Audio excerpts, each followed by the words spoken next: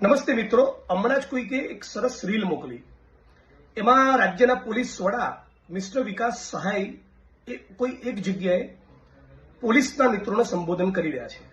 આ તમે જોઈ શકો છો.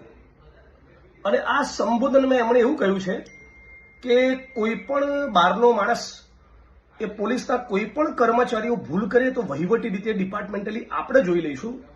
બહારના કોઈ પણ માણસની વાતને તમારે ટોલરેટ કરવાની નથી. અને પછી આની નીચે જે કોમેન્ટ્સ આવી છે એ કોમેન્ટ્સ હું વાંચું છું. પહેલી કોમેન્ટમાં લખ્યું છે કે જિગ્નેશ મેવાણી સાચા છે અને એને લાઈક કરનારા 271 છે. બીજી કોમેન્ટમાં તમારી જવાબદારી જે છે એ નિભાવો, બીજેપીના 100 ના બનો, ગંદો શબ્દ છે, સાહેબ માટે નહીં સારો લાગે. ત્રીજી કોમેન્ટમાં ફરી લખ્યું છે કે જિગ્નેશ મેવાણી સાચા છે. ચોથી કોમેન્ટમાં લખ્યું છે મલાઈ માટે બધાને ટાઈમ છે પણ દારૂ ડ્રગ્સ બંધ કરાવવા માટે નથી.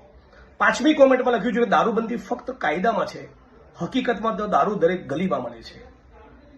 પછીની કોમેન્ટમાં લખ્યું છે, છઠ્ઠી કોમેન્ટમાં, તો પછી સાહેબ દારૂ જુગાર ચાલુ હોય એ પોલીસ સ્ટેશનમાં શું ખબર નહીં હોય? આમાં શું જિગ્નેશ મેવાણીએ ખોટું કર્યું છે? નેક્સ્ટ કોમેન્ટમાં લખ્યું છે ડીજીપી સાહેબ આરએસએસની ભાષા બોલી રહ્યા છે. માનનીય ડીજીશ્રી મિસ્ટર સાહેબ, તમારું સૂચન સારું છે. પોલીસ ફોર્સનું મનોબળ ટકેલું જ હોવું જોઈએ. એ રાજ્ય માટે જે પોલીસ કર્મીઓ, કોન્સ્ટેબલથી લઈને સિનિયર મોસ્ટ ડીજી રેન્કના ઓફિસરો જે રાષ્ટ્ર માટે, દેશ માટે સેવા આપતા હોય, એમના પરસેવાને અને એમના કામગીરીને, એમની નિષ્ઠાને હું એપ્રિશિએટ અને સેલ્યુટ કરું છું, હું વંદન કરું છું. પણ તમે જેને લીડર ઓફ ધ ફોર્સ કીધા, એવા તમારા કેટલાક કલીગ્સ અને ઉચ્ચ આઈપીએસ અધિકારીઓને લોકો ચોપડાઈ જાય છે. કેમ સાંભળી લેવું પડે છે?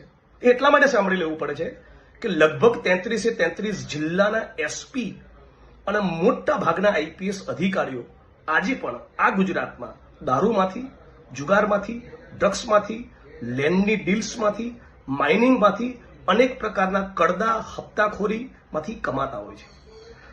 તમારા લીડર ઓફ ધ ફોર્સ, તમે જેનો કહો છો એવા ઓફિસ અધિકારીઓનું મનોબળ રજનીશ રાય, સતીશ વર્મા કે રાહુલ શર્મા જેવું ત્યારે બને જ્યારે પૈસાને સ્પર્શ ન કરતા હોય.